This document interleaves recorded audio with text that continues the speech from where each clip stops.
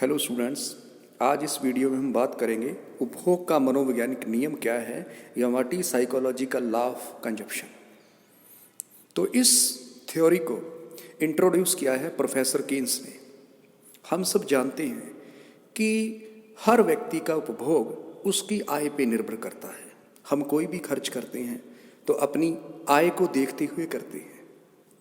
इस प्रकार उपभोग खर्च और इनकम में सीधा संबंध पाया जाता है। जैसे जैसे आय बढ़ती है वैसे वैसे उपभोग भी बढ़ता है। लेकिन कीन्स ने इसमें थोड़ा हट के कहा है।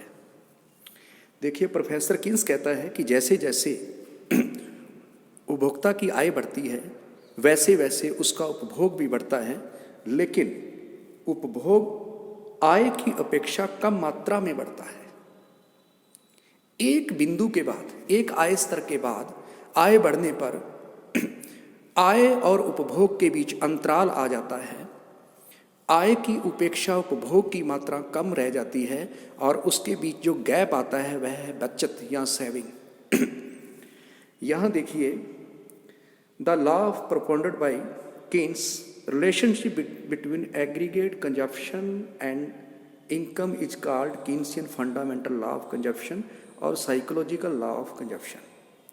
According to this law, when income increases consumption also increases. जब इनकम बढ़ती है तो कंजप्शन भी बढ़ता है, but increase in consumption is less than increase in income.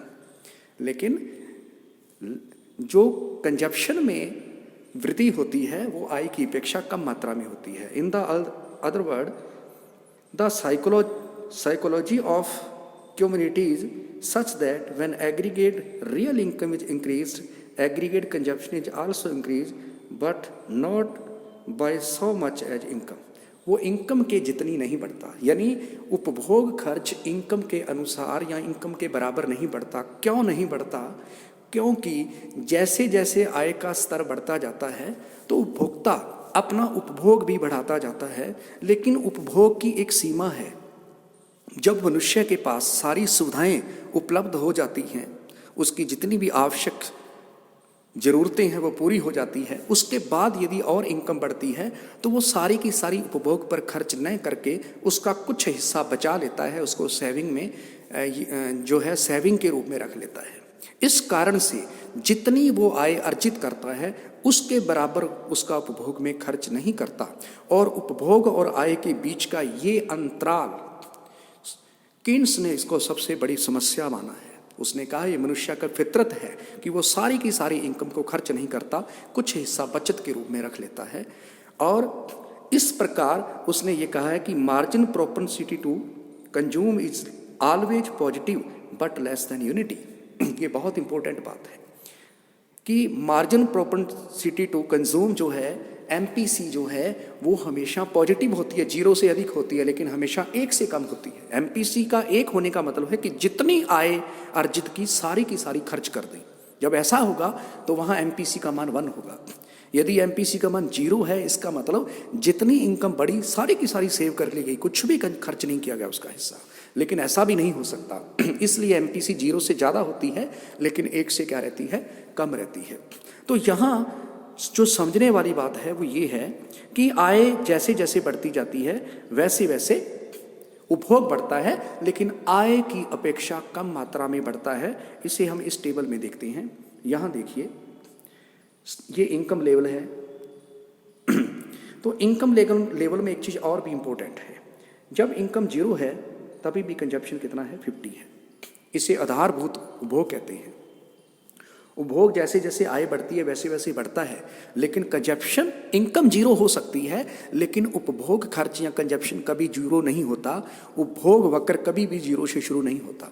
Short term का जो कंजप्शन फंक्शन है वो हमेशा 0 से ऊपर यानी वाई अक्ष से शुरू होता है, जिसको हम आगे देखेंगे। क्यों? क्योंकि यहाँ जो स्थिति है वो ये बताती है कि इनकम 0 हो गई तभी भी उपभोग को 0 नहीं किया जा सकता, क्योंकि मनुष्य को जीवन जीने के लिए कुछ कपड़ा पहनना पड़ेगा, कुछ खाना पड़ेगा, चाहे उसको भीख मांग के क्यों ना खाए। इसलिए किसी व्यक्ति की, ईश्वर ना करे कि इनकम 0 हो जाए, तो वो कभी भी अपने भोग को 0 नहीं कर सकता जब तक वो जिंदा है। इसलिए कभी भी कंजप्शन जीरो से शुरू नहीं होता। 0.75 जैसे जैसे इनकम बढ़ रही है वैसे वैसे बढ़ रहा है, और इस प्रकार से जैसे इनकम का स्तर और बढ़ रहा है तो उसकी बजाय कंजप्शन भी बढ़ता जा रहा है। 150 पे 125, 200 पे 150, 250 पे 75, 300 पे 200, 350 पे 225। लेकिन यहाँ क्या है, जो इसके बीच का अंतराल है वो एक प्रकार के सेविंग है, वो सेविंग के रूप में बच गया। पहले सेविंग नेगेटिव थी, जब तक आय उपभोग से कम थी तो ये नेगेटिव है। यहाँ इसको ये आधारभूत स्थिति कहलाती है जब कंजप्शन, इनकम और कंजप्शन बराबर हो जाते हैं, एक ऐसी स्थिति आती है। इसके बाद यदि और आय बढ़ती है, ये आधारभूत कंजप्शन कहलाता है, जब इनकम, जितनी इनकम है उतना ही खर्च कर दिया जाता है। उसके बाद क्या होता है, और जैसे जैसे आय बढ़ती है तो वो आय की अपेक्षा भोग क्या है, कम मात्रा में बढ़ता है। तो ये जो स्थिति है, ये जो अंतराल है, जो ये अंतराल पैदा हुआ है, यही अंतराल अर्थव्यवस्था में मंदी लेके आता है, बेरोजगारी पैदा करता है। क्योंकि जितना उत्पादन होगा उसके बराबर मांग क्रिएट नहीं होगी, एग्रीगेट डिमांड क्या हो जाएगी, कम हो जाएगी। यदि एग्रीगेट डिमांड को बनाना है, बढ़ाना है, यानी जितनी पूर्ण रोजगार स्तर पर उत्पादन हो रहा है वो सारा का सारा उत्पादन तब बिकेगा जब जो आय सृजित हो रही है वो सारी की सारी आय यदि खर्च हो।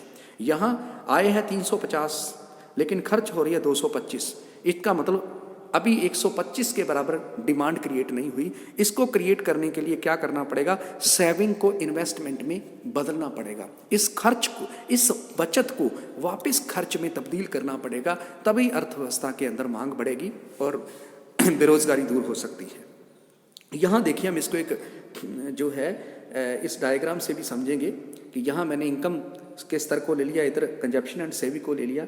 ये आपका जो है आय वक्र है, ये जो जा रहा है बीच में, ठीक है, y = C+I, और ये कंजप्शन कर्व है, ठीक है। ये जीरो से शुरू नहीं हुआ, यहाँ से स्टार्ट हुआ है। इसका मतलब क्या है कि जब इनकम जीरो होगी तो कंजप्शन कुछ ना कुछ पॉजिटिव रहेगा।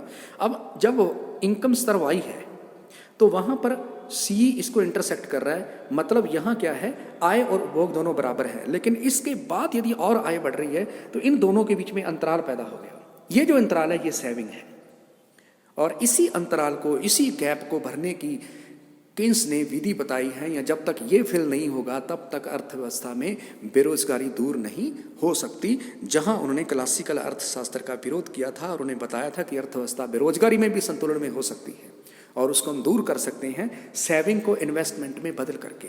इस सेविंग का जो बचत है ये आय प्रवाह में से एक लीकेज का काम करती है। जो इनकम का जो प्रवाह था उसमें से ये इतनी मुद्रा हट गई है अर्थव्यवस्था से, इसको वापस अर्थव्यवस्था में इंजेक्ट करना है। वो किसके जरिए किया जाएगा, सेविंग के जरिए। तो ये है केन्स का उपभोग का मनोवैज्ञानिक नियम, जो ये बताता है कि जैसे जैसे आय बढ़ती है वैसे वैसे उपभोग भी बढ़ता है, लेकिन उपभोग आय की अपेक्षा कम मात्रा में बढ़ता है, जिसके कारण आय और उपभोग के बीच में अंतराल पैदा हो जाता है, और वो अंतराल एक बचत के रूप में है, और ये बचत ही अर्थव्यवस्था में मंदी और बेरोजगारी का कारण बनती है।